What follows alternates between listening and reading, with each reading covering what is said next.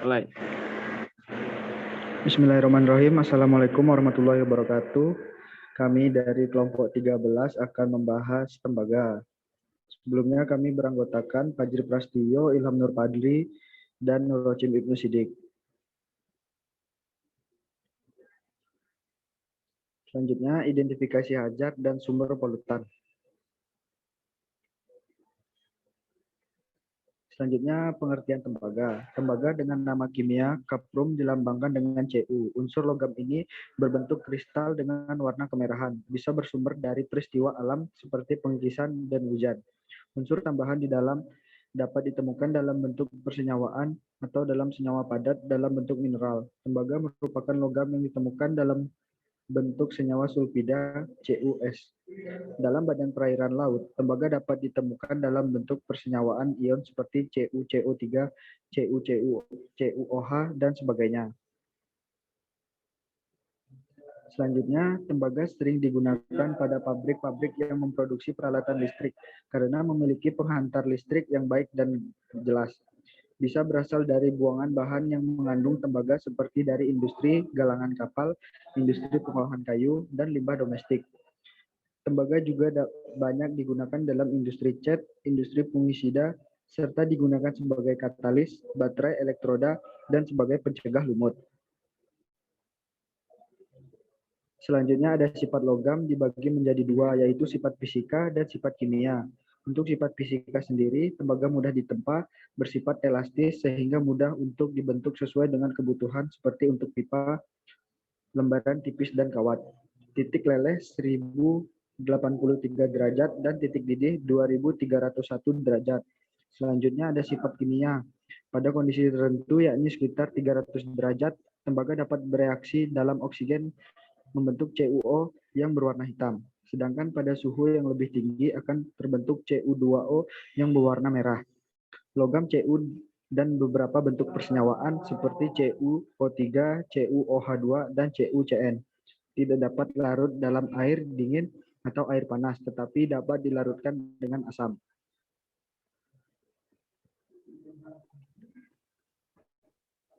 Oke, selanjutnya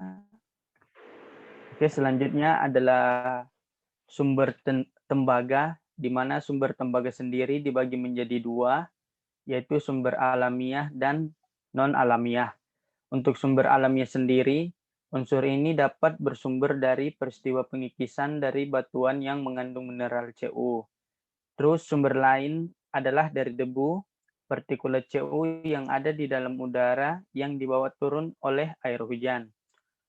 Untuk sumber non-alamiah sendiri, aktivitas manusia seperti buangan industri dan beberapa macam aktivitas yang ada di pelabuhan yang merupakan aktivitas yang mempercepat terjadinya peningkatan kelarutan Cu dalam badan air. Next.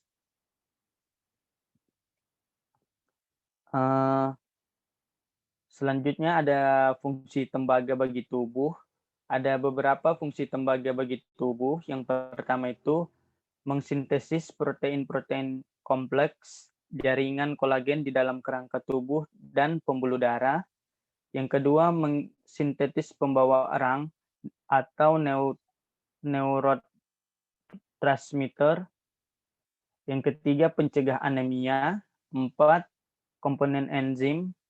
Bagian dari enzim-enzim dalam sel jaringan berperan dalam aktivitas enzim pernafasan sebagai kofaktor bagi enzim tironase dan sitokrom oksidase. Yang kelima, pembentukan tulang. 6, membantu absorpsi besi. 7, merangsang sintetis Hb. Dan yang terakhir, melepaskan simpanan besi dari ferritin dalam hati.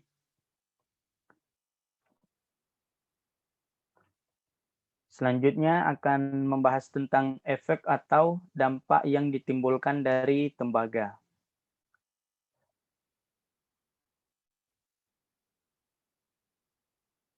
Untuk proses pencemarannya sendiri dibagi menjadi dua, yaitu terhadap manusia dan terhadap lingkungan.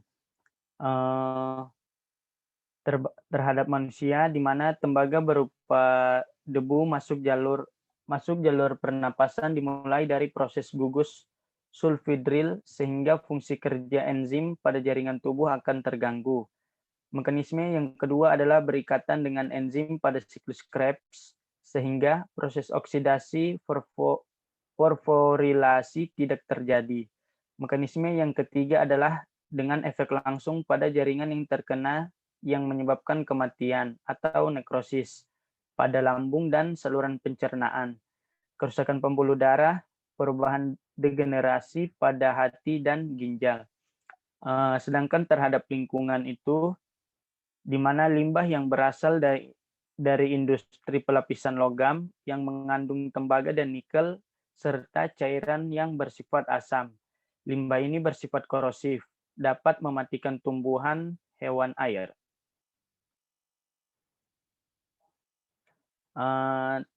Terus ada efek negatif. Efek negatif terhadap manusia itu dibagi menjadi dua macam bentuk-bentuknya. Yang pertama ada keracunan akut dan keracunan kronis. Untuk keracunan akut sendiri, gejala-gejala yang dapat dideteksi sebagai akibat keracunan akut adalah adanya rasa logam pada pernafasan penderita dan adanya rasa terbakar pada epigastrum dan muntah yang terjadi secara berangsur-angsur. Yang kedua, keracunan kronis. Pada manusia, keracunan CU yang kronis dapat dilihat dengan timbulnya penyakit Wilson dan Kinski. Gejala dari penyakit Wilson ini adalah terjadi hepatik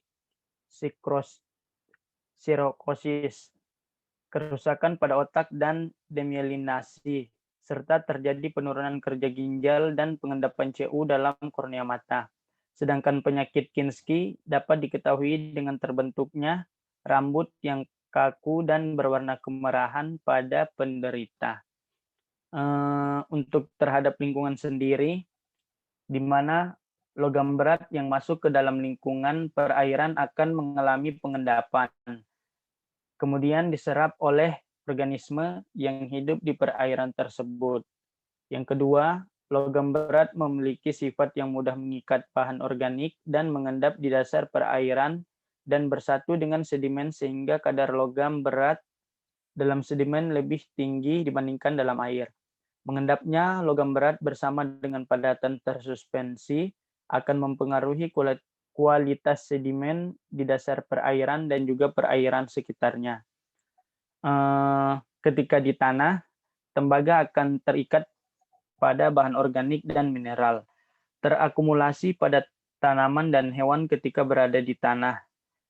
Pada tanah dengan kandungan tembaga amat tinggi, hanya sejumlah kecil tanaman yang bisa bertahan hidup. Tembaga juga dapat mengganggu aktivitas dalam tanah karena berpengaruh negatif pada aktivitas mikroorganisme dan cacing tanah. Ketika tanah peternakan tercemar tembaga, hewan ternak akan mengasup konsentrasi tinggi tembaga yang bisa merusak kesehatan ternak. Selanjutnya diagram air atau flowchart dari transportasi dan transportasi polutan tembaga atau CU. Berikut merupakan proses transportasi tembaga atau CU dari sumber pencemar hingga sampai ke tubuh manusia. Polutan bisa berasal dari industri atau dari batuan. Dari industri menghasilkan limbah tembaga, kemudian masuk ke sungai, digunakan untuk air minum, digunakan untuk irigasi dan tambak. Irigasi digunakan untuk pertanian dan sehingga dikonsumsi oleh manusia. Tambak digunakan untuk mengelola ikan dan dikonsumsi oleh manusia. Sedangkan dari batuan bisa masuk ke laut dan sungai. Sedangkan untuk masuk ke laut digunakan fitoplankton dan zooplankton, kemudian ikan bentos dan dikonsumsi oleh manusia. Transformasi tembaga atau CI dapat dipengaruhi oleh aktivitas mikroba. Yang pertama, merubah kondisi lingkungan yang berimbas pada perubahan bentuk molekul logam melalui aktivitas metabolis dengan merubah redoks dan pH. Kemudian yang kedua, degradasi bahan organik menjadi komponen dengan berat molekul yang lebih rendah sehingga dapat berikatan dengan ion logam. Pada proses pembentukan Cu+ dan Cu2+ dalam garam ion organik dan kompleks inorganik Perpindahan CU dengan konsentrasi relatif tinggi dari lapisan tanah bumi dipengaruhi oleh cuaca dan iklim. Proses pembentukan tanah, pengairan, potensial oksidasi reduksi, jumlah bahan organik di tanah, dan pH.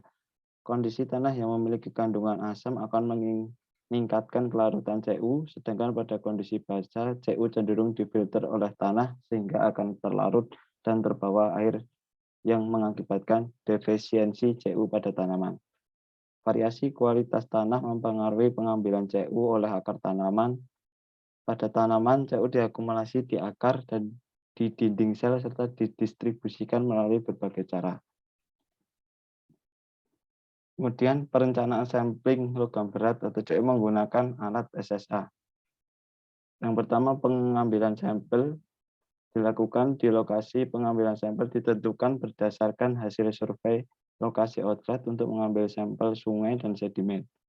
Sampel biota berupa ikan diambil dari hasil pemancingan warga, sedangkan sampel sumur berdasarkan adanya indikasi sebaran pencemar logam di sekitar lingkungan. Dan kemudian sampel diberi kode sampel dan jarak lokasi titik sampel. Metode yang digunakan yang pertama pengambilan sampel air, yang kedua pengambilan sampel sedimen, yang ketiga pengambilan sampel biota. Kemudian dilakukan pembuatan larutan standar. Pembuatan larutan standar tembaga 10 ppb dibuat dengan cara mengambil menggunakan pipet 2,5 ml larutan standar tembaga 1000 ppb ke dalam labu ukur 250 ml dan diencerkan dengan aquades sampai tanda batas. Kemudian mempipet 10, 20, 30, 40, dan 50 ml larutan standar tembaga 10 ppm ke dalam labu ukur 100 ml dan masing-masing larutan diencerkan dengan aquades, sehingga akan diperoleh larutan standar tembaga dengan konsentrasi 1 ppm, 2 ppm, 3 ppm, 4 ppm, dan 5 ppm. Pembuatan larutan standar dilakukan untuk pengukuran logam berat dalam air, sedimen, dan biota atau ikan. Yang selanjutnya dilakukan analisis data dengan pengukuran absorbansi larutan tembaga dengan SSA yang telah dibuat pada panjang gelombang masing-masing logam. Setelah itu dibuat kurva kalibrasi untuk mendapatkan persamaan garis regresi. Setelah dilakukan pengukuran absorbansi larutan tembaga, maka selanjutnya dilakukan pengukuran absorbansi larutan sampel dengan SSA untuk logam tembaga yang dikandung sampel. Konsentrasi larutan sampel ditentukan dengan mensubstitusikan nilai absorbansi sampel pada persamaan regresi yang diperoleh dari kurva kalibrasi, yakni variabel Y, sehingga akan diperoleh konsentrasi larutan sampel. Terima kasih, sekian dari kelompok 13, kurang lebihnya mohon maaf. Wassalamualaikum warahmatullahi wabarakatuh.